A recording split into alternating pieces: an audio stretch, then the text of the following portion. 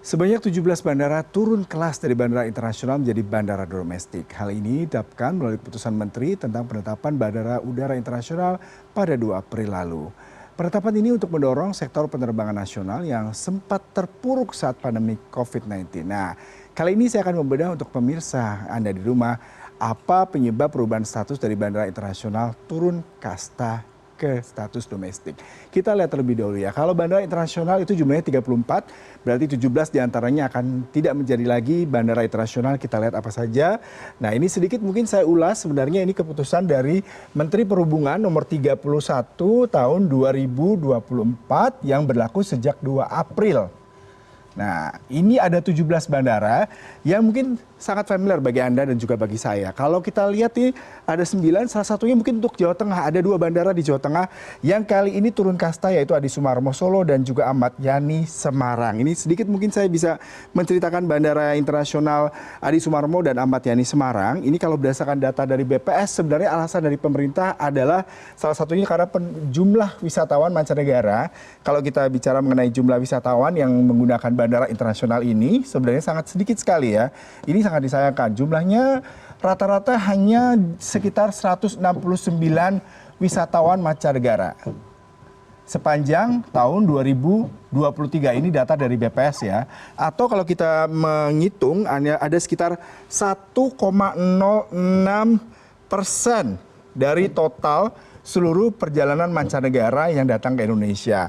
Nah, ini merupakan salah satu target yang kurang karena pemerintah di tahun 2024 ini targetnya kunjungan wisatawan mancanegara di tahun 2024 ini sebanyak 14,37%. Nah, jumlah ini harus didukung dengan bagaimana pemerintah bisa memaksimalkan bandara-bandara internasional yang ada di Indonesia. 14,3 juta ini paling banyak hanya ada di 17 bandara-bandara internasional, salah satunya Soekarno-Hatta, kemudian juga kalau kita bicara di Sumatera Utara juga ada Polonia, dan juga Bandara Silangit, dan juga di Manado. Tapi kalau kita lihat tadi sedikit ya, bandara internasional yang turun Adi Sumarmo, dan juga Ahmad Yani Jawa Tengah. Nah, ini kalau berdasarkan informasi, kalau Bandara Ahmad Yani ini sebenarnya berdiri tahun 1955 dan menjadi bandara internasional di tahun 2000, sekitar tahun 60-an, dan ini sepanjang bulan April 2024 turun terus nih. Kalau kita bicara statusnya,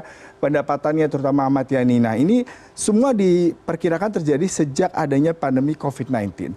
Rute Ahmad Yani biasanya itu adalah dari Semarang, SMG ke Kuala Lumpur, KLIA, kemudian juga begitu juga ke Singapura. Tapi ternyata jumlahnya tidak sangat signifikan.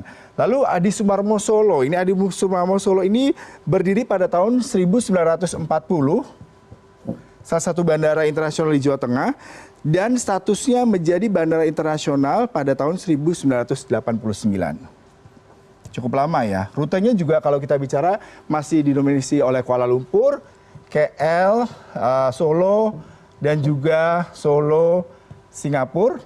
Ini rute favorit ya untuk di Bandara Adi Sumarmo dan juga Ahmad Yani. Dan memang ini merupakan salah satu rute yang biasa digunakan oleh warga-warga sekitar Jawa Tengah sekitarnya untuk menuju ke sejumlah kota di mancanegara, tadi di Changi maupun di KLIA. Kemudian kalau kita lihat daftar bandara lain, Adi Sucipto, Sleman, Yogyakarta. Nah, ini Bandara Adi Sucipto, Yogyakarta sebenarnya sejak tahun 2020 itu sudah mulai tidak banyak mengoperasikan pesawat karena berpindah ke Yogyakarta YIA atau Yogyakarta International Airport di Kulon Progo juga di Yogyakarta. Nah, dari Bandara Adi Sucipto yang didirikan di era penjajahan Belanda dulu dikenal dengan Bandara Maguwo, Adi Sucipto ini sebenarnya merupakan salah satu bandara favorit di Indonesia karena letaknya tidak terlalu jauh dari kota Yogyakarta dibandingkan jika dari YIA, kita bicara YIA, itu Kulon Progo, itu jaraknya kurang lebih kalau menggunakan kendaraan bus sebelum ada kereta ya bisa mencapai 2 jam perjalanan. Tapi akhirnya dengan pertimbangan runway yang cukup besar, kemudian kapasitas pesawat jenis Boeing, Airbus yang bisa landing di Yogyakarta International Airport, membuat Adi Sucipto yang memang juga beroperasi sebagai pangkalan militer atau bandara militer di Yogyakarta tidak terlalu aktif untuk mengoperasikan pesawat-pesawat komersil. Sehingga pada tahun 2020 berpindah ke YIA dan akhirnya Bandara Adi Sucipto mencari peluang nih. Salah satu peluang yang mereka lakukan untuk meningkatkan pendapatan di Adi Sucipto, ini ya tadi saya sempat riset, mereka mulai membangun golf court, kemudian ada lounge atau cafe, dan juga mereka berusaha untuk memperlebar dari kalau kita bicara terminal, dulu mereka semua di terminal B, lalu berpindah ke terminal A. Karena memang diharapkan ini bisa memaksimalkan infrastruktur yang ada di kawasan Bandara Adi Sucipto Yogyakarta.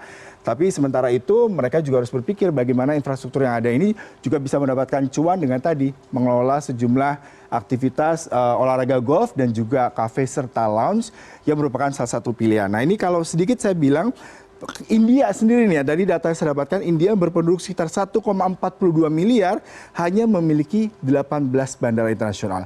Alasan pemerintah untuk melakukan efisiensi ini adalah satu, untuk memaksimalkan bandara-bandara internasional yang selama ini banyak sekali penumpang internasional, kemudian juga diharapkan nanti bandara-bandara internasional yang tidak aktif lagi ini akan menjadi hub atau yang kita sebut sebagai pusat konektivitas utama serta spoke atau berperan sebagai penunjang konektivitas.